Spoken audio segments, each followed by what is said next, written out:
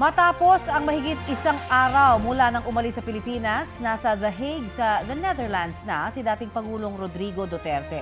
Doon po siya iimbestigahan ng International Criminal Court para sa Crimes Against Humanity. Kaugnay po yan sa Davao Death Squad at War on Drugs. Yan ang kauna-unahang pagkakataon na haharap sa paghuhukom ng ICC ang isang leader mula sa Pilipinas at sa Asya.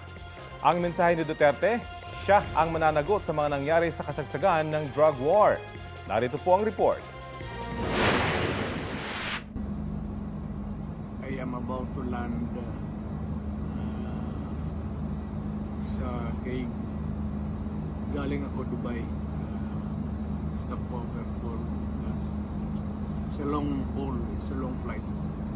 Nasa The Netherlands na ngayon si dating Pangulong Rodrigo Duterte. Makalipas ang halos 25 oras mula nang umalis sila sa Villamor Air Base sa Pasay gabi ng Martes. Para yan sa kanyang pagharap sa International Criminal Court na mag-iimbestiga at maglilitis sa kanya sa Crimes Against Humanity. Alas 8 ng umaga kahapon oras sa Pilipinas, nag-stop over ang kanilang eroplano sa Al Maktoum International Airport sa Dubai sa United Arab Emirates para mag-refuel. Doon nakausapan ng dating presidente ang kanyang anak na si Veronica base sa kanyang post sa Instagram. Naglabas din ng mga retrato si Senador Bongo na mga kuha ni Duterte habang nasa Dubai.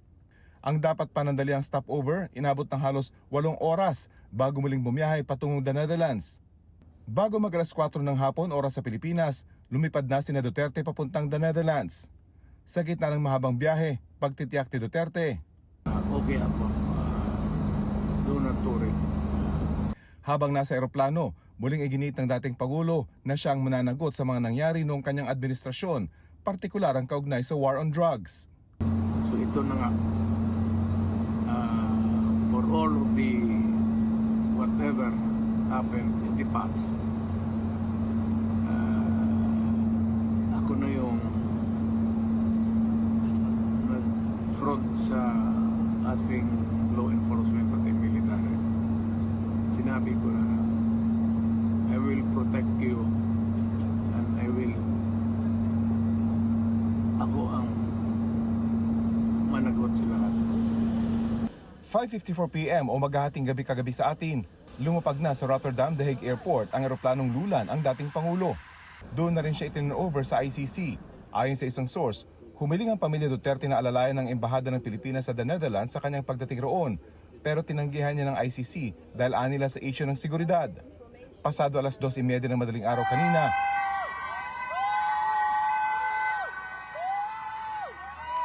nadala na ang dating Pangulo sa detention center ng ICC sa The Hague. Sinulubong siya roon ng mga taga-suporta, maging ng mga kritiko. Ano man ang mangyari, tatanggapin daw ito ni Duterte. This will be a long legal proceedings. So be it. Kung ganun ang destiny ko. Salamat.